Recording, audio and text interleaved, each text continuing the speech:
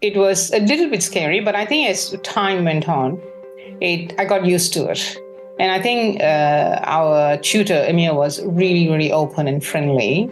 And that helped a great deal. And one of the things I really appreciate about the way Emir runs the course is that he tried to forge a team out of all of us. And he was very open to other people's credentials. He invited others to contribute, and we learned from each other as well. And I found that really, really appealing.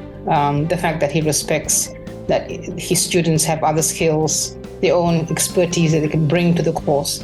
And it made a really very enjoyable group. And I really appreciate that, his team building efforts